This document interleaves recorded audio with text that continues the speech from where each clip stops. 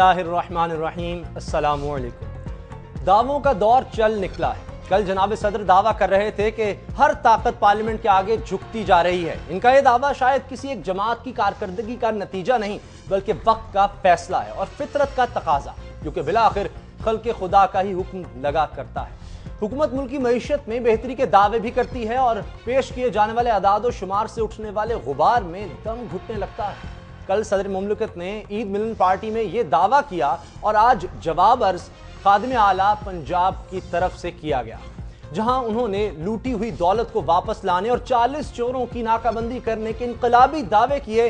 वहीं उन्होंने अपनी मशहूर ज़माना गज़ल गोई का भी मुजाहरा किया। वो हमेशा की तरह तरन्नुम में हबीब जालिब की इनकलाब आफरी नज़्म सुना रहे थे, वो भी हमेशा की तरह बुलेट प्रूफ शीशों के पीछे से।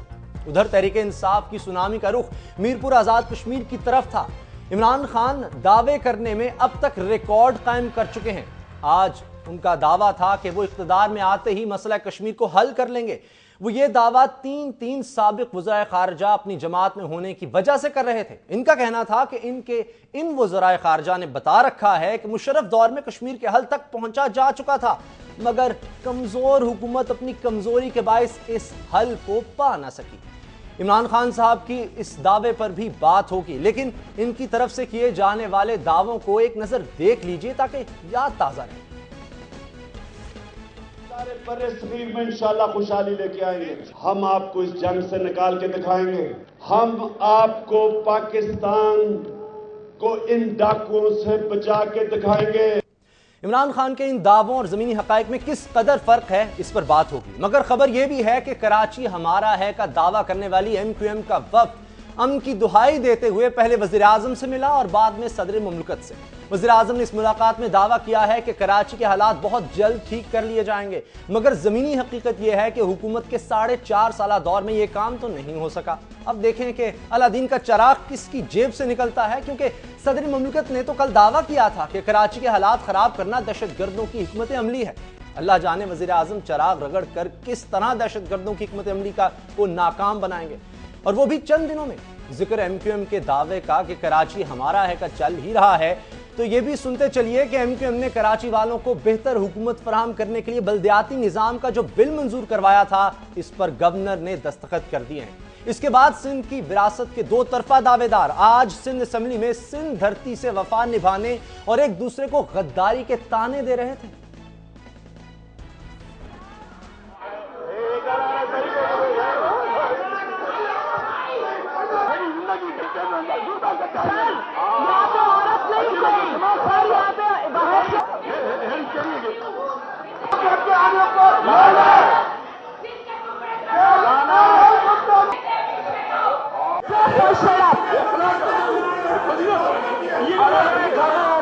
सिंध असम्बली में बर्पा होने वाले इस कोहराम से बहुत दूर इस्लामाबाद में चीफ जस्टिस पाकिस्तान ने चलते मुकदमात की समाअत रोककर फुल कोर्ट इजलास के वकूफ पजीर होने का ऐलान कर दिया। और इस फुल कोर्ट में चीफ जस्टिस ऑफ पाकिस्तान ने दावा किया कि सुप्रीम कोर्ट के पास किसी भी मामले का जायजा लेने का इख्तियार है। अदालत इस बात को यकीनी बनाती है कि कोई इदारा दूसरे की हुदूद में मुदाखलत ना करे। इस हंगामी इजलास के बारे में आज दिन भर मुल्क के अहम हलकों में चहमगोइयां होती रहीं और इस इजलास को गैर मामूली करार दिया जाता रहा। इस इजलास का मकसद क्या था, फिल वक्त कुछ नहीं कहा जा सकता। सिर्फ कयास आराइयां ही हो सकती हैं जिनसे बचने की जरूरत है, क्योंकि मुल्की हालात इसकी इजाजत नहीं देते। और सवाल यह भी है कि मुल्की हालात हैं क्या और मज़कूरा तमाम तर दावों की हकीकत क्या है। इसी पर हम बात करेंगे इस ब्रेक के बाद।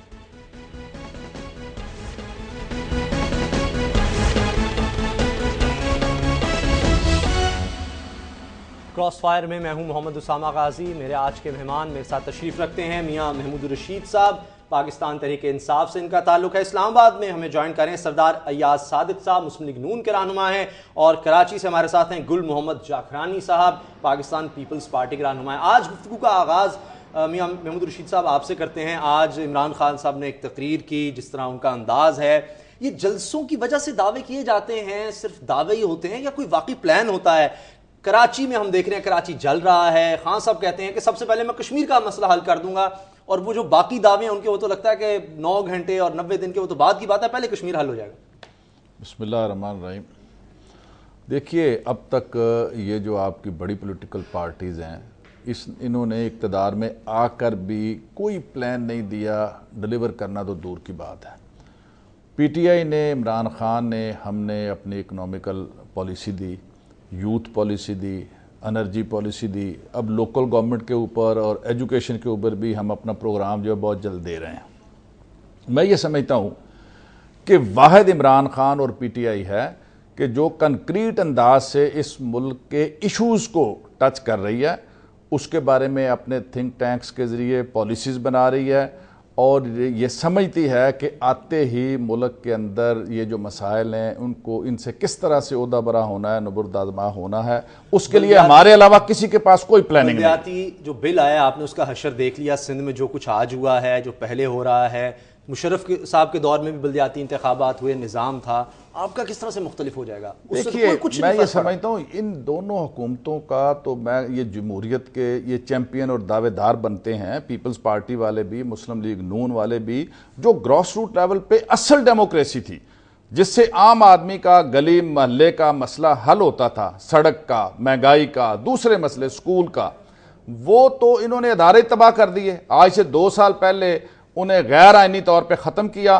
اور آج 2 سال ہو گئے ہیں M N A M P S کے پریشر کی وجہ سے وہ لوکل باڈیز کے انتخابات انہوں نے نہیں کروائے، اور یہ میں سمجھتا ہوں غیر آئینی کام تھا۔ عمران خان اور پی ٹی آئی جو ہے ان کا ہماری پرائورٹی ہوگی کہ یہ جو کرپشن کر رہے ہیں M N A M P S کے ذریعے، انہیں ڈونیشنز دے کے، کروڑ روپے کی گرانٹیں دے کے، اور انہیں گلیاں محلوں نالوں اور پلیوں کے اوپر لگایا ہوا ہے، یہ کام لوکل گورنمنٹ کا ہے، یہ کام عوام کے منتخب نمائندوں کا ہے جو گراس روٹ لیول پہ مسائل کو سمجھتے ہیں۔ تو پی ٹی آئی آ کے ڈیولوشن کرے گی پاور کی، اور اصل اختیارات جو ہے لوکل جو ادارے ہیں ان کے سپرد ہوں گے، اور ان کے ذریعے سے عوام کی فلاح کے جو بنیادی کام ہیں وہ سارے وہ کروائیں گے۔ اچھا، شہباز شریف صاحب نے بھی آج بات کی ہے، صدا ایاز صادق صاحب، وہ کہتے ہیں کہ 40 چوروں سے چھٹکارا حاصل کرے عوام اور میں مطالبات پورے کر دوں گا، اور ایسے لگ رہا ہے کہ منشور نہیں ہے، وہ کہتے ہیں ہم اقتدار دیں تو ہم لوٹا ہوا پیسہ واپس لائیں گے۔ یہ سوچ ہے اس وقت مسلم لیگ نون کی کہ ہمیں اقتدار ملے اور پھر وہ ہم 90 کی دہائی دیکھیں گے، بدلے کی سیاست ہوگی؟ جی، ایک بات تو بڑی کلیئر ہے کہ جو لوٹ کھسوٹ ہو رہی ہے، جو اسلام آباد میں حالات ہیں، وہ کسی سے کوئی چھپے ہوئے نہیں ہیں، اور سکینڈل پہ سکینڈل آ رہا ہے۔ جس طرح آج ہی مجھے اطلاع ملی کہ ایف آئی اے نے نیشنل بینک کے پریزیڈنٹ کے اوپر اور نیشنل بینک کے کچھ ڈائریکٹرز کے اوپر ایک ایف آئی آر رجسٹر کی ہے، جہاں کے قرضے انہوں نے دیے گئے ہیں کروڑوں اور اربوں روپے کے۔ سو یہ ہر روز ہی یہ ایک نئی چیز آ رہی۔ کرپشن ایک ہمارا میجر ایشو ہے جو ہمارے ملک کی جڑوں میں بیٹھ رہا ہے، اور یہ کرپشن جو ہے ہمیں نہ صرف خرچ کرنی پڑے گی، اکاؤنٹیبلٹی بل جو ہے وہ متوقع ہے کہ اگلے کچھ دن میں آئے گا، مگر جس طرح کا اکاؤنٹیبلٹی بل گورنمنٹ لانا چاہ رہی ہے اس سے تو بہتر ہے کہ سب کو آزاد چھوڑ دیا جائے کہ جو کرنا چاہتا ہے کرے۔ وہ اکاؤنٹیبلٹی بل نہیں ہوگا، بلکہ وہ ایک اس طرح کا بل ہوگا جو لیگلائز کر دے گا کرپشن کو، اور جو لوگ پکڑے جانے ہیں وہ بھی نہیں پکڑے جائیں گے۔ سو یہ ایک ہمارا میجر ایشو ہے کرپشن کا جو ٹیک اپ ہوا ہے، اور انشاءاللہ اس کے اوپر نہ صرف مسلم لیگ نون کا پلان ہے، ہمارا پلان بھی ہے، اور ہم نے اس کو کس طرح آگے لے کے جانا ہے ٹرانسپیرنٹ طریقے سے، اس کی بھی تیاری کی ہوئی ہے۔ مجھے بتائیں 8-9 سال اسی طرح کے مقدمے ہم دیکھ چکے ہیں 90 کی دہائی میں، کچھ نہیں بنا ان سے۔ صدر صاحب بھی کہتے ہیں اتنے سال مجھے جیل میں رکھا گیا، آج تک کچھ ثابت نہیں ہوا، اس میں سزا نہیں ہو سکی، بس انہیں جیل میں رکھا گیا۔ نہیں، یہ دیکھیں جی، یہ جو پارلیمنٹ میں ہے، میں آپ کو پبلک اکاؤنٹس کا یا ریلوے کی کمیٹی کا جہاں پہ میں بھی بیٹھا ہوں، ہم نے 9 کیسز سپریم کورٹ کے تھرو نیب کو دیے ہیں، اور اس میں متوقع ہے 16 ارب کی ایک میں ریکوری ہے، 550 ملین کی دوسری میں۔ کیوں نہیں اکاؤنٹیبلٹی ہوتی؟ اگر پرسو کرنے والے ہوں تو وہ ہے، کبھی موقع ملا تو میں ڈیٹیل سے بتاؤں گا کہ کیا ایشوز ہیں، کیا ریکوریز ہیں، کتنا پیسہ ملا، اور بیسکلی چیز ہے، امپورٹنٹ ایشو یہ ہے کہ کرپشن ہونے سے پہلے اس کو کس طرح روکنا ہے۔ جب کرپشن ہو جاتی ہے پھر ہم سالہ سال لگے رہتے ہیں اس کو کرنے کے لیے۔ پری ایمپٹ کرنا کہ یہاں کرپشن ہو رہی ہے یا ہونے جا رہی ہے، اس کو روکنا جو ہے وہ بہت امپورٹنٹ ہے، اور وہ انشاءاللہ وقت جب آئے گا تو انشاءاللہ وہ کر کے بھی دکھائیں گے. آپ مجھے پنجاب کا کوئی ایک ایسا اسکینڈل بتا دیں جہاں کہ آپ کا خیال ہے کہ کوئی کرپشن ہوئی ہے, یا وہ ثابت کر دیں, تو پھر ہم کہیں گے کہ ہاں جی پنجاب میں ہماری حکومت ہے اور ہم قصوروار ہیں. مگر میرا خیال ہے کہ یہ 3.25 سالوں میں 5 سالوں میں ابھی تک اللہ تعالیٰ کی مہربانی سے ٹرانسپیرنٹ کام ہوا ہے, ابو بورڈ ہوا ہے, اور کوئی کسی ایک پروجیکٹ کے اوپر کرپشن جہاں پولیٹیشنز کی ہے وہ ثابت نہیں ہو سکتی. اگر ہے تو ہم پھر اس کا جواب دینے کو تیار ہیں. چلیں دیکھتے ہیں میاں محمود رشید صاحب آپ سے اس بارے میں کتنا ایگری کرتے ہیں. گل محمد جاکرانی صاحب, دعووں کی جب بات ہوتی ہے پاکستان پیپلز پارٹی کی جانب سے بھی, اب رحمان ملک صاحب کی آپ تازہ سٹیٹمنٹ دیکھ لیں, کل صبح 6 بجے کے بعد جو ہیں نہ ٹیلی فون ہوں گے نہ موٹر سائیکل آپ چلا سکیں گے کراچی اور کوئٹہ میں. یعنی دعوے ہم دیکھتے ہیں کہ ہم حالات بہتر کر دیں گے, اور جو انتظامات ہوتے ہیں الٹا عوام اس سے مشکل میں آ جاتے ہیں. اب کراچی کے حالات کس طرح ٹھیک ہو جائیں گے؟ کل وزیر اعلیٰ صاحب جو ہیں وہ بیچارے ایسے لگ رہا تھا سندھ کے, وہ کہہ رہے ہیں کہ جی بے بس ہوں, میں نے تو کہہ دیا پولیس اور رینجرز کو, انہوں نے اجلاس بلایا, ڈی جی رینجرز بھی اس میں تھے, کہتے کیوں حالات ٹھیک نہیں ہو رہے, وہ تو ان سے پوچھ رہے تھے. دیکھیں اسامہ صاحب, جہاں تک کراچی کے حالات کے بارے میں آپ کہہ رہے ہیں کہ وہاں آج انٹیریئر منسٹر نے یہ کیا ہے کہ موٹر سائیکلوں کے حوالے سے, لیکن ابھی کافی ایسے واقعات ہوتے ہیں جہاں موٹر سائیکلوں کے ذریعے لوگوں پہ حملے ہوتے ہیں. انہوں نے یہ میئرمنٹس لیے ہیں کیونکہ پہلی محرم ہے, اس میں کچھ بھی ہو سکتا ہے. اور جہاں تک کراچی کا جس طرح لا اینڈ آرڈر کے حوالے سے آپ نے بات کی ہے, پہلی بات میں آپ کو یہ عرض کروں کہ کراچی شہر میں بہت سارے لوگ جو غیر قانونی تارک وطن یہاں آئے ہیں, جس کا سپریم کورٹ نے بھی نشاندہی کی ہے, وہ آج سے نہیں برسوں سے وہ آتے رہے ہیں. بہت بڑی مائگریشن ہوئی ہے کراچی کے اندر. کراچی شہر جو پاکستان سے پہلے 3.5-4 لاکھ آدم شماری پہ مشتمل ایک شہر تھا, اور ایک صاف ستھرا شہر تھا, روشنیوں کا شہر تھا, لیکن پاکستان بننے کے بعد بہت بڑی مائگریشن ہوئی. ایک تو وہ جو وہاں سے لوگ آئے ہیں جن کو ہم نے ان کو خیر مقدم کیا, لیکن اس کے بعد یہ مختلف برما سے, بہار سے, افغانیوں سے وہ لوگ آتے رہے ہیں. جو شہر میں نے آپ کو عرض کیا کہ 3.5-4 لاکھ آدم پر مشتمل تھا, وہ ابھی 3 کروڑ پہ مشتمل ایک شہر بن گیا ہے, اور جس میں بہت سارے غیر قانونی تارکین وطن وہ آ گئے ہیں. اور وہاں پہ جو وار اینڈ ٹیرر کے حوالے سے بھی پورے پاکستان کے لپیٹ میں وہ ہے, کافی برسوں سے چلتا آ رہا ہے, اس کو بھی ہم فیس کرتے آ رہے ہیں. وہاں وہ بھی اس میں ایلیمنٹس وہ شامل ہو گئے ہیں. تو اسی حوالے سے جو انٹیریئر منسٹر نے اگر موٹر سائیکلوں کے حوالے سے کیا ہے تو یہ عوام کے لیے کیا ہے, تاکہ ایسے کوئی واقعات یہ مسلسل حل نہیں ہے. گل محمد جاکرانی صاحب, یہ حل نہیں ہے. ایک دن آپ یوں کر دیں گے اور اس کے باوجود ہم دیکھتے ہیں حالات کنٹرول نہیں ہوتے. حل یہ نہیں ہے. مسائل کی طرف آپ بھی نشاندہی کر رہے ہیں, ہم بھی کرتے ہیں. کہا جا رہا ہے تمام وسائل بروئے کار لائے جا رہے ہیں, پھر اس کا مطلب اس سے آگے اور کچھ نہیں ہو سکتا, یہ حالات ایسے ہی رہیں گے. نہیں, بالکل آپ صحیح فرما رہے ہیں. یہ کوئی پرماننٹ حل نہیں ہے, لیکن یہ وقتی طور پہ تو کر سکتے ہیں, کیونکہ جلوس نکلیں گے, لوگ روڈوں پہ ہوں گے, تاکہ ایسے کوئی واقعات جنم نہ لے جس میں انسانی جانیں ضائع ہوں. لیکن اس میں ہم سب کی, اسامہ صاحب, اس میں سب کی ہماری ذمہ داری بنتی ہے. جو بھی اسٹیک ہولڈرز ہیں, وہ جو گورنمنٹ میں ہیں یا گورنمنٹ کے باہر ہیں, اس پہ سب کو کام کرنے کی ضرورت ہے. سب کو اس میں اپنی نیک نیتی دکھانے کی ضرورت ہے. اور یا جو بھی ہمارے منتخب نمائندے ہیں جو ہمارے پارٹی سے ہیں یا ایم کیو ایم سے ہیں, وہ بھی سارا ان کو اپنے جو حلقوں کے اندر اس پہ ایسے لوگوں پہ نظر رکھنا چاہیے. اور اس میں کافی کام بھی ہو رہا ہے. جیسے ہمارے چیف منسٹر نے ایسے کوئی بے بسی نہیں دکھائی ہے. آپ جا کے جیلوں میں فرض دیکھیں گے تو کافی دہشت گرد یا ایسے لوگ پکڑے بھی گئے ہیں, جی, اور پھر وہ کورٹوں میں جاتے ہیں. اگر کورٹوں کے ذریعے وہ ضمانتیں کرواتے ہیں تو اس میں ہمارا کوئی قصور نہیں. ہم کیا کر سکتے ہیں, وہ کورٹ خود ان پہ نظر ثانی کریں.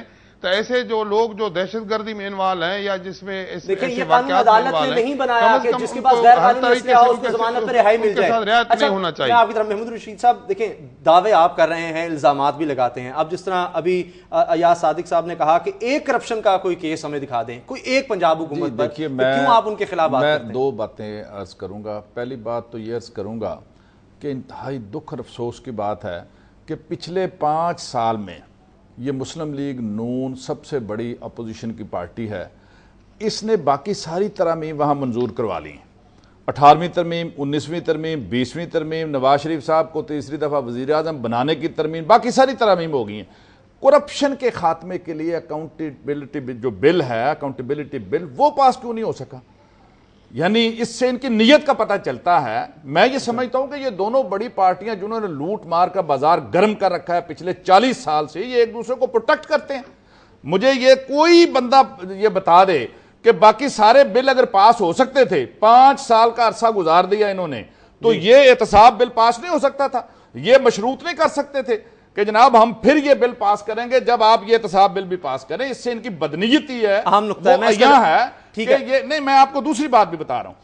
دوسری بات یہ ہے، انہیں کہا یا صادق صاحب کو میرے ساتھ میرا چیلنج ہے، کوئی پروگرام رکھ لیں، میں ڈاکومنٹری ایویڈنس لے کے آ جاؤں گا کہ یہ لبرٹی پارکنگ پلازا میں کتنے کروڑ، 36 کروڑ روپے کا غبن یہاں پہ ہوا ہے، اور یہ سروسز ہاسپٹل انڈر پاس 10 کروڑ روپیہ چیف منسٹر انسپیکشن ٹیم نے لکھ کے کہا ان مجرمان کے خلاف کارروائی کی جائے. میرے پاس وہ بھی رپورٹ پڑی ہے. آپ رپورٹ لے کر بیٹھے ہوئے؟ نہیں، میں بھائی چیف منسٹر انسپیکشن ٹیم نے انکوائری کی ہے، اس کے بعد سفارش کی ہے کہ 10 کروڑ کی کرپشن ہے، ان کے خلاف ایف آئی آر درج کرو. کچھ نہیں ہو رہا. اس کے بعد لاہور کے اندر یہ جو سلاٹر ہاؤس بنا ہے اس کے اندر کروڑوں روپے کی کرپشن ہے. میں آپ کو ایک بات کر رہے ہیں، انہیں کہا یا صادق صاحب کو ٹائم رکھ لیں، میں وہ ساری چیزیں لے کے آ جاؤں گا. ایاز صاحب کرپشن ختم کرنے کے دعوے تب کیے جائیں. کرپشن کا جو قانون سازی ہے یہ سب سے بڑا جرم ہے کہ انہوں نے باقی سارے قوانین وہاں پہ پاس کروائے اور ترمیم کروائیں. یہ اکاؤنٹیبلٹی بل کے اوپر آ کے اور کرپشن کے اوپر قانون سازی. ٹھیک ہے ایاز صادق صاحب، اگر آپ کو اتنا ہی دعویٰ کرپشن ختم کرنے کا تو احتساب بل آپ جب 18ویں 19ویں ترمیم لے کر آتے ہیں تو اس میں احتساب بل کا ذکر کیوں نہیں ہوتا؟ اور کرپشن جن کا ذکر کر رہے ہیں میاں محمود رشید صاحب، اس کے بارے میں آپ کیا کہتے ہیں؟ اس کا جواب ہم لیں گے اس بریک کے بعد. ہمارے ساتھ رہیے.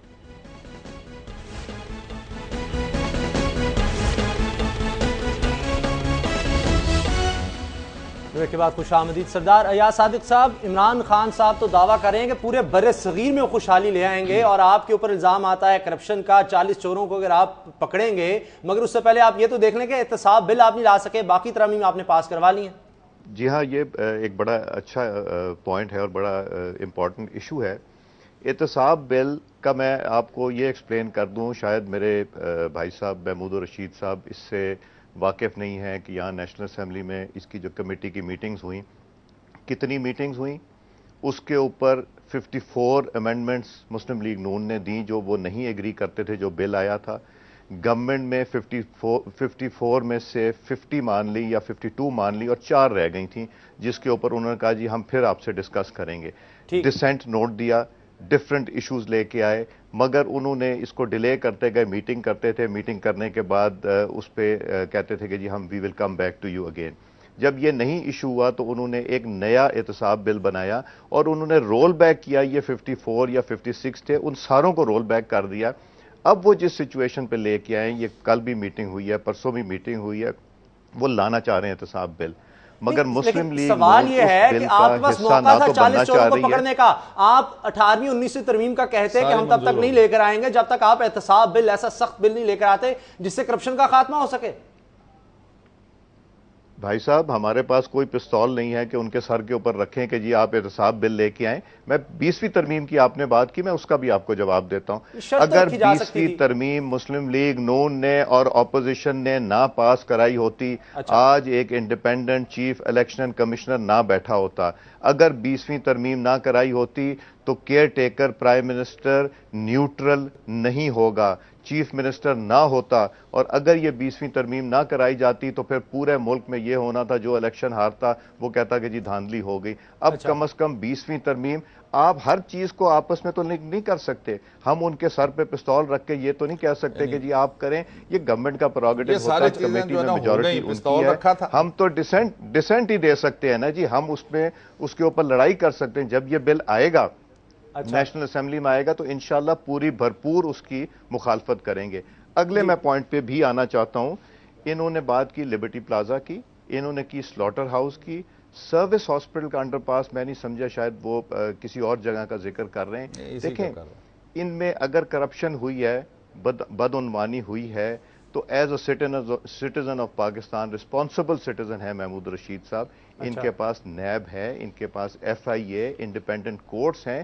یہ ضرور جائیں، جا کے چیلنج کریں، اور پنجاب گورنمنٹ آ کے وہاں ڈیفینڈ کرے گی، ضرور کریں. یہ ان کا حق بنتا ہے. اور ایز اے شہری لاہور کے، پنجاب کے اور پاکستان کے، ان کو ضرور کرنا چاہیے. انشاءاللہ گورنمنٹ آف پنجاب آ کے اس کو ڈیفینڈ کرے گی. اور کرپشن ہوئی تو اپنے آپ کو قصوروار ٹھہرا کے مانیں گے. مگر یہ ٹاک شوز میں بیٹھ کے اگر کہیں کہ جی وہ کرپشن کریں گے میں جواب دوں گا، میرے پاس نہ اتنا ڈیٹا ہے کہ میں اس چیز کو کر سکوں تو اس کا فورم پہ ضرور جائیں. نہیں اس میں دیکھیے ایاز بھائی ایک مسئلہ تو بالکل سیدھا سا ہے کہ گورنمنٹ آف پنجاب پورے ملک میں پیپلز پارٹی تو جو لچھن ہے اس کے پوری قوم کے سامنے کرپشن کے حوالے سے میں کہتا ہوں کہ صوبے میں آپ کی حکومت ہے. آج اسی طرح سے پٹواریوں کے ذریعے تھانے داروں کے ذریعے سرکاری دفاتر کے اندر لوگ لٹ رہے ہیں پٹ رہے ہیں. کسی کو کچھ پتا ہے کرپشن کا ریٹ 3 گنا بڑھ گیا ہے. کیا یہ حکومت پنجاب کی ذمہ داری نہیں ہے کہ یہ جو مائکرو لیول پہ جو کرپشن ہو رہی ہے جو لوٹ مار کا بازار گرم ہے ہر سطح پہ آپ کسی آدمی کو بھیج دیں کہ اپنی فرد ملکیت کسی پٹواری کے جا کے لے جو پہلے 500 میں ملتی تھی آج 5000 میں مل رہی ہے. وہ تو کمپیوٹرائز کرا دیا گیا ہے کسی جگہ نہیں جی 2 یا 3 پٹوار خانے انہوں نے وہ کمپیوٹرائز کی ہیں اور وہ بھی وہاں فردیں نہیں مل رہی. آپ کسی تھانے میں چلے جائیں اور وہاں جا کے حالات دیکھ لیں کہ کیا ہے. کیا یہ ان کی ذمہ داری نہیں ہے کہ اس لیول پہ جو کرپشن ہے اس کو روکیں؟ پیپلز پارٹی اور مسلم لیگ نون آپ کو لگتا ہے کہ برابر ہے؟ میں سمجھتا ہوں کہ دونوں یہ اس بات کا بین ثبوت ہے احتساب بل کا پاس نہ ہونا اور ڈیلے ہوتے چلے جانا اور ان کا خاموش رہنا. میں یہ سمجھتا ہوں جی کہ ان تمام مسائل میں یہ ہمارے بھائی ہیں اب یہ بڑا شور مچا رہے ہیں ریئل اپوزیشن بننے کی کوشش کر رہے ہیں. کاش کہ یہ دن اول سے ریئل اپوزیشن کا رول ادا کرتے. انہوں نے نہیں 3.5 سال تو مل کے بندر بانٹ ہوتی رہی. پیپلز پارٹی کے ساتھ مل کر حکومت کے مزے لیتے رہے. پنجاب کے اندر بھی حکومت تھی. زرداری صاحب ان کے فطری حلیف تھے. میاں نواز شریف اور زرداری آپس میں بھائی تھے. آج 1 سال پہلے انہیں ایک دم خیال آ گیا 6 ماہ پہلے وہ جی بڑے چور ہیں بڑے ڈاکو ہیں نکلو باہر ختم کر دو یہ 40 چور ہیں. بھائی ان چوروں کو تو آپ نے ساتھ بنا کے منسٹر بنایا ہوا تھا دائیں بائیں. اچھا کوئی جواب ہے اس کا؟ گل محمد جاکرانی صاحب جو باتیں ہو رہی ہیں وہ آپ سن رہے ہیں کرپشن کے الزامات پاکستان پیپلز پارٹی پہ زیادہ لگتے ہیں. اب یہی کہا جاتا ہے ابھی ہم دیکھتے ہیں الیکشنز کی تیاریاں ہو رہی ہیں کہ ہم جمہوریت کو لے کر آگے چلیں گے مگر مسائل ان 4.5 سالوں میں لوگوں کے حل نہیں ہوئے. اب سردیاں ہیں اب بھی لوڈ شیڈنگ ہے. دیکھیں جی الزامات تو جو بھی اپوزیشن یا مخالف ہوتا ہے وہ الزامات تو لگاتے رہتے ہیں لیکن آپ کے علم میں ہے جیسے پہلے آپ نے اپنے انٹرو میں بھی یہ بات کی ہے کہ میاں نواز شریف صاحب کے اپنے سابقہ دور میں پاکستان پیپلز پارٹی کے اوپر بہت سارے مقدمات بنائے گئے جس میں شہید محترمہ بینظیر بھٹو صاحبہ کے اوپر بھی کیس بنائے گئے اور پریزیڈنٹ آصف علی زرداری صاحب کے اوپر بھی کیس بنائے گئے اور 10 سال 11 سال ان کیسوں کو بھگتا گیا لیکن کوئی بھی ثبوت سامنے نہیں آیا. اور جو اس وقت کا جو سیف الرحمان تھا جس کے اوپر یہ ذمہ داری لگائی گئی تھی کہ جھوٹے مقدمات بناؤ انہوں نے اٹک والے اس میں کورٹ میں آ کے پاؤں میں گر کر پریزیڈنٹ آصف علی زرداری سے معافی مانگی تھی کہ ہم نے میاں صاحب کے کہنے پہ آپ کے اوپر جھوٹے مقدمات داخل کیے ہیں. تو یہ الزامات لگاتے رہتے ہیں. جہاں تک میں اس پہ نہیں جانا چاہتا لیکن میاں محمود رشید صاحب نے کچھ باتوں کی نشاندہی کی ہے کہ پنجاب میں کیا کھیل کھیلا جا رہا ہے کیا ہو رہا ہے. اگر کوئی اپنے آپ کو فرشتہ سمجھتا ہے تو میں سمجھتا ہوں کہ یہ ان کی غلط فہمی ہے. یہ تندوروں والا جو کیس ہے وہ کہاں گئے ہیں وہ جو یہ روٹی کا مسئلہ تھا وہ کدھر گئے. تو بہت ساری چیزیں اور لیکن یہ سر اتنے بہت نہیں ہیں. لیکن جو اصغر خان کیس جو سامنے آیا ہے اس میں جو بڑا ڈاکہ ڈالا گیا 18 کروڑ عوام کے حقوق کے اوپر اور جمہوریت کو جس طریقے سے یرغمال بنایا گیا میں سمجھتا ہوں اس سے بڑا زیادہ کرپشن اور کون ہو سکتا ہے. تو پھر بھی وہ یہ کہتے رہے کہ ہم فرشتے ہیں سارے الزام پیپلز پارٹی کے اوپر.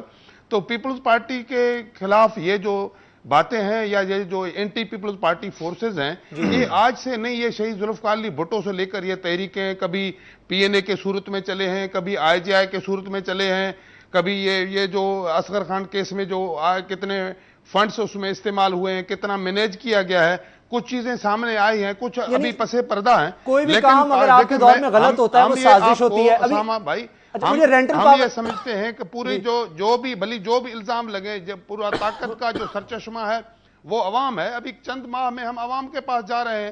تحریک انصاف بھی ادھر جائے گا نون لیگ بھی وہاں جائے گا پیپلز پارٹی بھی جائے گا. اگر ہم نے عوام کو ڈیلیور نہیں کیا اگر عوام ہمیں مسترد کرتے ہیں عوام ان کو سامنے لاتے ہیں تو ہم ان کو تسلیم کریں گے. لیکن آپ دیکھیں گے پھر بھی اس صورتحال میں جس سرکمسٹنس سے ہم گزرے ہیں جس وار اینڈ ٹیرر کے صورتحال میں ہمیں حکومت ملی ہے اور معاشی حالات کتنے ابتر یہ دعوے بھی تو نہیں ہونے چاہیے کہ ہم سب ٹھیک کر دیں گے.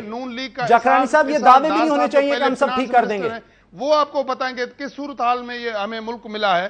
تو اس سرکمسٹنس سے ہم گزرے ہیں ہم نے حالات کو فیس کیا ہے ہم نے حالات کے ساتھ مقابلہ کیا ہے اور لوگوں کو ریلیف بھی ملا ہے. اچھا. میں کہتا ہوں کہ شہید بے نظیر انکم سپورٹ پروگرام ہو یا ہمارے جو آئینی پیکیج جو آئے ہیں 18th amendment 19th amendment 20th amendment جس کا سردار ایاز صاحب بھی ذکر کر رہے ہیں, جس کے اندر یہ بڑی کامیابی ہے. الیکشن کمیشن بنا ہے اچھا. اور نگران آزاد گورنمنٹ بن رہا ہے.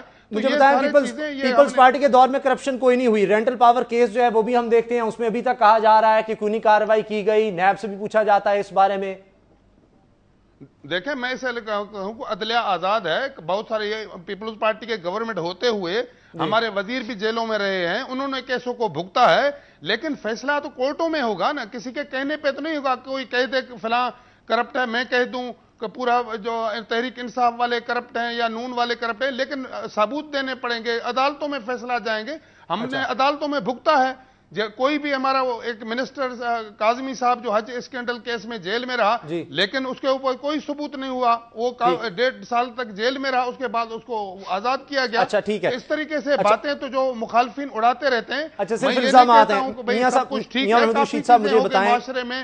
یہ کرپشن کے معاملات جو جیسے کہا گیا تھانوں میں کچہریوں میں بالکل یہ ہوتا ہے, اس میں پنجاب کے گورنمنٹ یا ہماری سب کا فرض بنتا ہے اس پہ ہم کنٹرول کریں مل کر. ٹھیک ہے, یعنی ہر جگہ کرپشن ہو رہی ہے, اس لیے دعوے نہ کیا جائے, ہم ختم کر دیں گے. میاں رشید صاحب یکساں نظام تعلیم کی بات کر رہے ہیں, خان صاحب کہہ رہے ہیں غریب آدمی وزیر اعظم بن سکے گا, بڑی اچھی بات ہے. مجھے بتائیں کہ کیا ایسا کوئی تعلیمی نظام بھی آ جائے گا کہ خان صاحب کے اپنے بچے جو ہیں, بیٹے ہیں, وہ بھی اس میں تعلیم حاصل کریں گے؟ ابھی تو ہمیں نہیں نظر آ رہا. خان صاحب کے بچے ابھی تو میرا خیال ہے اسکول لائف سے تو وہ نکل چکے ہیں, لیکن ضرور اگر اس طرح کا نظام تعلیم آئے گا تو خان صاحب کے بچے بھی اسی طرح پڑھیں گے جس طرح تمام بچے پڑھ رہے ہوں گے. اچھا دیکھیں یہ ایک بات جو ہے ہمارا جو حکومت ہے بدقسمتی کے ساتھ کہ جو اصل کام ہے لوگوں کا اس کی تعلیم اور اس کی صحت کا خیال کرنا, وہ مرکزی حکومتیں ہوں یا صوبائی حکومتیں ہوں, ان ساری حکومتوں نے آنکھیں بند کر لی ہیں اپنے ان مسائل سے اور پرائیویٹ سیکٹر کے رحم و کرم پہ چھوڑ دیا ہے ذبح ہونے کے لیے اس ملک کے کروڑوں عوام کو. اور آج جو ان بچوں کے ساتھ ہو رہا ہے, ان معصوم جانوں کے ساتھ, کہ پیرنٹس جو ہیں وہ اپنے مائیں زیورات بیچ کے, کمیٹیاں ڈال کے, قرض لے کے اپنے بچوں کے تعلیمی اخراجات پورے کر رہے ہیں. کوئی پوچھنے والا نہیں ہے کہ کس کا سلیبس ہے, کون سا سکول ہے, کیوں یہاں کھل رہا ہے, کون کیا پڑھا رہا ہے, اس کا سٹینڈرڈ کیا ہے. یعنی ایسا نظام تعلیمی یہ اپریشیٹ کرنا چاہیے کہ ہم یہ کر رہے ہیں کہ اگر ایچسن میں کوئی بچہ پڑھتا ہے پڑھے, اس کا یونیفارم ایک ہوگا.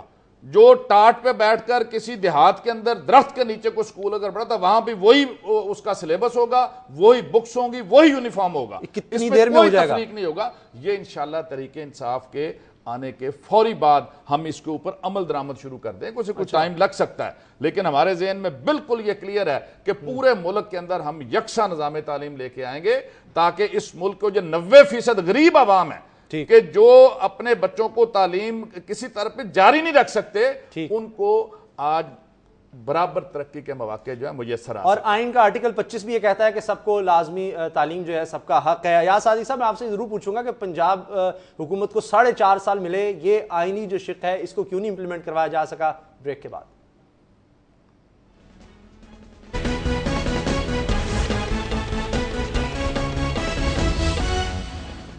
بریک کے بعد خوش آمدید. ایاز صادق صاحب, دعویٰ تو یہ ہے کہ جب ہمیں حکومت ملے گی تو ملک میں تعلیم عام ہوگی. دانش اسکول کی بات بہت کی جاتی ہے, لیکن اب تک ہر بچہ جو ہے پنجاب کا وہ اسکول نہیں جا سکا, اگرچہ آئین یہ کہتا ہے کہ ہر بچے کا حق ہے کہ وہ اسکول میں جا سکے, لازمی تعلیم ہے. جی یہ آپ نے صحیح کہا کہ پورے پاکستان میں میرا خیال ہے کوئی بھی شہر, صوبہ یا کوئی بھی دیہات ایسا نہیں ہوگا جہاں ہر بچہ اسکول جاتا ہے, اور اس کو کمپلسری بنانا چاہیے. اور اس میں جس طرح بات ہو رہی کہ قانون ایسا لایا جائے کہ جو نہیں جائے گا اس کے والد کو سزا دی جائے گی. دیکھیں پنجاب میں اقدامات ہوئے ہیں, ہم یہ کہیں کہ جی بالکل کچھ نہیں ہوئے. ایک جو ریکروٹمنٹ ہوئی آن میرٹ ہوئی ہے اس دفعہ ٹیچرز کی, اگر ٹیچرز اچھے ہوں گے تقریباً 50,000 کی ریکروٹمنٹ ہوئی, ایک سفارشی آدمی نہیں لگا, نہ کوئی اس کا اسکینڈل بنا ہے. اگر اچھے اساتذہ ہوں گے تو وہ اچھی تعلیم آگے دے سکیں گے. اگر وہ خود سفارش پہ آئیں گے تو شاید وہ اس طرح کی تعلیم, شاید کیا بلکہ سرٹن ہے کہ اس طرح کی تعلیم نہیں دے سکیں گے. دوسرا, ٹیچرز کی ٹریننگ کے اوپر ایمفسس دیا گیا. ہمارے پنجاب میں جو سکولز کی پبلک سیکٹر سکولز ہیں اس کی انرولمنٹ بہت زیادہ انکریز ہوئی ہے کہ جب تعلیم کی کوالٹی بہتر ہوئی ہے تو پرائیویٹ سیکٹر سے لوگ جہاں مہنگی تعلیم ہے، یہ صحیح محمود صاحب فرما رہے ہیں، وہ وہاں پہ شفٹ ہوئے ہیں۔ اس کے علاوہ سکولز تھے جن کے اوپر کافی کام ہوا، مسنگ فیسلٹیز ہیں، کہیں کرسی نہیں، کہیں میز نہیں، کہیں چھت نہیں، یہ ایک کنٹینیوس پروسیس ہے۔ اور نہ صرف یہ کنٹینیوس پروسیس ہے، جیب میں میرے 100 روپے ہیں، اس میں نے لا اینڈ آرڈر بھی دیکھنا ہے، ہیلتھ بھی دیکھنا ہے، ایجوکیشن بھی دیکھنا ہے، یہ ساری چیزیں دیکھنی پڑتی ہیں، مگر اس پہ اچھا خاصا کام ہوا۔ ان سے میں اس چیز میں ایگری ضرور کروں گا کہ 18ویں ترمیم میں مسلم لیگ نون نے اس کو اپوز کیا تھا کہ ہم جو نصاب ہے وہ ہر صوبہ اپنی مرضی سے کرے گا۔ ہمارا ڈسینٹ نوٹ ہے، چونکہ میجورٹی میں نہیں تھے، اور اسی لیے کیا تھا کہ ایک صوبے کا اگر بچہ دوسرے صوبے میں آتا ہے تو وہ کم از کم وہاں اس کو اسی طرح کی تعلیم ہو، اسی کلاس میں جب جائے گا وہی نصاب ملے جو آپ باتیں کر رہے ہیں، اسے غریب بچہ اسکول کیسے آئے گا؟ جی اچھے ٹیچر کے ہونے سے ایک بچہ جو اتنا غریب ہے کہ وہ اسکول اگر جاتا ہے تو اس کے گھر فاقے ہو سکتے ہیں، وہ کام کرتا ہے، وہ بچے کو آپ اسکول کیسے لے آئیں گے اچھا ٹیچر لگانے سے؟ دیکھیں ٹیچر اچھا، میں جو آپ کو بتا رہا ہوں جو نمبر ہمارے انکریز ہوئے، جو نہیں افورڈ کر سکتے تھے بچے، جو اسکول نہیں جا رہے تھے، ان کی بھی انرولمنٹ شروع ہوئی ہے۔ ابھی تک آئیڈیل سچویشن تو بالکل نہیں ہے، اس میں تو کوئی شک والی بات نہیں، اور یہ آئیڈیل سچویشن بنانے میں کافی ٹائم لگے گا، اور مگر بنانی چاہیے، یہ سب کی ذمہ داری جو مرضی حکومت میں ہے۔ ایک اور موقع ملے گا تو پھر اس پر عمل درآمد ہو سکے گا جو آرٹیکل 25 ہے؟ یہ کنٹینیوس پروسیس ہے۔ اچھا ٹھیک ہے، جو بھی آئے گا یہ میرا خیال ہے کہ 5 سال میں شاید امپلیمنٹ نہ کر سکے، اس کو ٹائم لگے گا، اچھا اور انشاءاللہ یہ کرنا چاہیے، یہ ہم سب کی ذمہ داری۔ ایک اور دعویٰ تمام پارٹیز جو کرتی ہیں جمہوریت کا کہ ہم صحیح صاف سچی جمہوریت ہم لے کر آئیں گے، لیکن اس کے لیے سب سے بڑا اعتراض ہماری اتنی جمہوری پارٹیز ہیں ان پر یہ کیا جاتا ہے کہ ان کے اندر اپنے اندر جمہوریت نہیں ہے۔ اگر ہم پاکستان پیپلز پارٹی کی بات کریں تو آپ دیکھ لیں کہ کہاں جمہوریت ہے، صدر صاحب ہیں انہی کی چلتی ہے، اس کی طرح ان کی پارٹی میں یا بلاول بھٹو صاحب ہیں، آگے بھی یہی سوچا جا رہا ہے کہ انہی کی نسل میں سے لوگ ہوں گے، دوسرے کیوں نہیں آ سکتے؟ دیکھیں پارٹی میں بالکل ہم جمہوریت کے قائل ہیں، اور جہاں تک صدر آصف علی زرداری صاحب کا ہے تعلق، وہ کو چیئر پرسن ہیں، اور بلاول بھٹو زرداری صاحب چیئر پرسن ہیں۔ وہ ہر جماعتوں میں جو لیڈرشپ ہے اس کا اپنا ایک احترام ہوتا ہے، لیکن فیصلے جو بھی ہوتے ہیں وہ جمہوری طریقے سے ہوتے ہیں۔ آج بھی پاکستان پیپلز پارٹی کے اندر جمہوری طریقے سے فیصلے ہوتے ہیں، اور اس کے مختلف فورمز ہیں، سینٹرل کمیٹی ہے، سینٹرل ایگزیکٹو کمیٹیز ہیں، اس میں مشاورت ہوتی ہے، مشاورت کے ذریعے فیصلے ہوتے رہتے ہیں۔ اور اس کے علاوہ دوسری جو جمہوریت بڑی ہے وہ عوام کی جمہوریت ہے۔ اس کے بعد پارٹی اپنا منشور، اپنا پروگرام لے کر عوام کے پاس جاتے ہیں، تو اس طریقے سے ہم عوام کو طاقت کا سرچشمہ سمجھتے ہیں اور عوام کے طاقت پہ یقین رکھتے ہیں۔ پاکستان پیپلز پارٹی تو وہ پارٹی ہے جو ہمیشہ عوام کے طاقت سے حکومت میں آئی ہے۔ کچھ اور جو قوتیں ہیں جو ہمیشہ چور دروازوں سے آنے کی کوشش کرتے ہیں یا جو غیر جمہوری ہتھ کنڈے استعمال کرتے ہیں، اسی وجہ سے ہر وقت اور ہر دور میں پاکستان پیپلز پارٹی کو رستہ روکنے کی کوشش کی گئی، اس کے خلاف بڑے بڑے الائنس بنانے کی کوشش کی، اس کے خلاف مشترکہ محاذ بنا کر اس کے خلاف پروپیگنڈا بنانے کی کوشش کی گئی، لیکن ہم جمہوریت پہ یقین رکھتے ہیں، ہمارے یہاں فیصلے بھی جمہوری طریقے سے ہوتے ہیں۔ اس دفعہ تو آپ نہیں کہہ سکتے کہ الیکشنز ہیں صاف شفاف نہیں ہوئے، اس دفعہ تو آپ کے ہاتھ میں ہے سب کچھ۔ نہیں دیکھیں، ہم تو ہمارے ہاتھ میں نہیں ہے، ہماری کولیشن ہے، اور اس کے علاوہ ہم جمہوریت پہ یقین رکھتے ہیں۔ ہمارے ہاں ابھی اسمبلی کے اندر بھی جو بھی ہمارے ترامیم بل مین جو آئے، جن کا میں نے پہلے ذکر کیا ہے، 18th امینڈمنٹ ہو یا 19th ہو یا 20th ہو، وہ ہم نے یونانیمسلی لائے ہیں، مشاورت سے لائے ہیں۔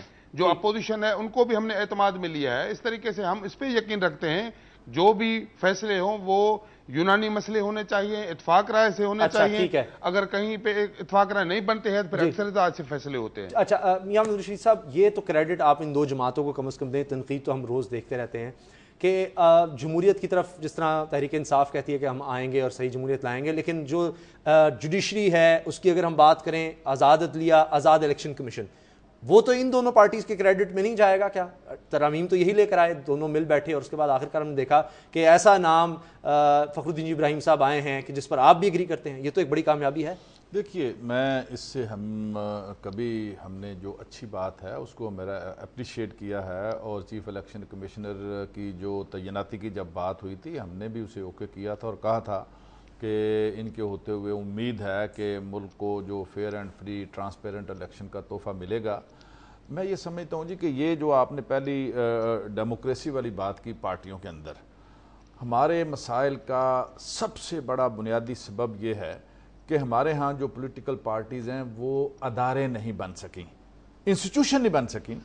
یہ شخصی پارٹیاں ساری، اور ان پارٹیوں نے پچھلے 60-65 سال کے اندر کسی نے بھی انٹرا پارٹی الیکشن نہیں کروائے. اور میں یہ سمجھتا ہوں آپ کی پارٹی میں بھی کچھ نہیں ہو سکا. میں اسی طرف خان صاحب بھی ہمیں نظر آتے ہیں، عمران خان صاحب میں اسی طرف آپ کو بتا رہا ہوں کہ یہ پارٹیاں انسٹیٹیوشن نہیں بن سکیں. بھٹو صاحب بڑے پاپولر عوامی رہنما تھے، اگلوں نے ہینگ کر دیا. اگر پارٹی انسٹیٹیوشن بنی ہوتی تو اینٹ سے اینٹ بچ جاتی، کسی کو جرت نہ ہوتی ان کو ہینگ کرنے کی. نواز شریف صاحب 2/3 اکثریت، چاروں وزراء اعلیٰ، وزیر اعظم، صدر، ان کا کان سے پکڑ کے اگلوں نے جدہ سرور پیلس بھیج دیا. چڑی نہیں پھڑکی یہاں پر، سب حالات اسی طرح، پورا ملک اسی طرح چلا. کیوں؟ اس لیے کہ ان کی پارٹیاں انسٹیٹیوشن کے طور پہ کام نہیں کر رہی تھی. گراس روٹ لیول پہ اپریشیٹ کیا جاتا ہے. شروع میں عمران خان صاحب نے بھی، پرویز مشرف صاحب آئے، انہوں نے اپریشیٹ کیا کہ بڑا اچھا ہوا. مجھے اپنی بات مکمل کر لینے دیجئے. میں یہ کہتا ہوں کہ جب تک ایک عام آدمی ان پولیٹیکل پارٹیز کے اندر فیصلہ سازی میں شریک نہیں ہوگا اور یہ پولیٹیکل پارٹیز ادارے کے طور پر کام نہیں کریں گی، اس ملک کے حالات ٹھیک نہیں ہو سکتے. اور یہ کریڈٹ پی ٹی آئی کو جاتا ہے. اس ملک کی تاریخ میں پہلی دفعہ کہ ہمارے 1 کروڑ سے زائد جو رجسٹرڈ ووٹر ہیں، ہم اتنے مشکل حالات کے اندر کہ جنرل الیکشن بھی سر پہ ہے، لیکن اس کے باوجود پارٹی لیڈرشپ کا یہ فیصلہ ہے کہ ہم انٹر پارٹی الیکشن کروائیں گے اور الیکٹڈ لوگ جو ہیں ان کے ذریعے سے آئندہ سارا کچھ پروسیڈ ہوگا. یہ آپ کی پارٹی کے اندر لوگوں کو سمجھ نہیں آ رہی، وہ لوگ چھوڑ کر جا رہے ہیں کہ ہمارے سروں پر لا کے ان لوگوں کو بٹھا دیا جو پہلے دور کے لوگ تھے، غیر منتخب لوگ تھے، آمرانہ دور کے لوگ تھے، ان کو بٹھا دیا. آپ اپنی پارٹی کے لوگوں کو نہیں سمجھا پا رہے، عام لوگوں کو کس طرح بتائیں گے؟ دیکھیے، یہ لوگوں کا 2-4 بندوں کا جانا اور آنا یہ لگا رہتا ہے. اصل چیز جو جس کی طرف آپ نے توجہ دلائی ہے، میں اس کی بات کر رہا ہوں کہ اس کو آپ کو اپریشیٹ کرنا چاہیے کہ ہماری پی ٹی آئی واحد پارٹی ہے جس نے اتنے مشکل حالات میں پارٹی کے اندرونی انتخابات کا اعلان کیا ہے. پچھلے 4-6 ماہ سے ہم اس کے انتظامات مکمل کر رہے ہیں اور انشاءاللہ دسمبر اینڈ جنوری کے شروع تک ایک منتخب لیڈرشپ ایک یونین کونسل سے لے کے ٹاپ لیول تک آئے گی. اور پھر آپ کو بتائیں گے جی یہ جو جمہوری پارٹیاں بنی پھرتی ہیں، جن کے بانجے، بھتیجے، داماد، سارے پارٹیوں کے 10-10 لوگ جو ہیں ایم پی ہیں اور ان کے دائیں بائیں فیصلے بھی ان کے گھروں میں ہوتے ہیں، عوام کا ان سے کوئی تعلق نہیں. بہت شکریہ محمد الرشید صاحب، سردار ریاض صادق صاحب، گل محمد جعفرانی صاحب، یہ آج کے مہمان تھے. جس طرح آپ نے سنا، ہم دعووں پر بات کر رہے تھے. ملک کے حالات جو ہیں وہ عوام اس سے پریشان ہے، لیکن دعوے ہر پارٹی یہ کر رہی ہے، ہر حکمران، ہر سیاستدان یہ کر رہا ہے کہ ہم یہ حالات درست کر دیں گے اگر ہمیں موقع ملا. مگر جو اب موقع مل چکا ہے اس میں کوئی بہتری دکھائیں تو تب لوگوں کو یقین بھی آ جائے. محمد اسامہ غازی کو، پاکستان کو دعاؤں میں یاد رکھیے گا. اللہ حافظ.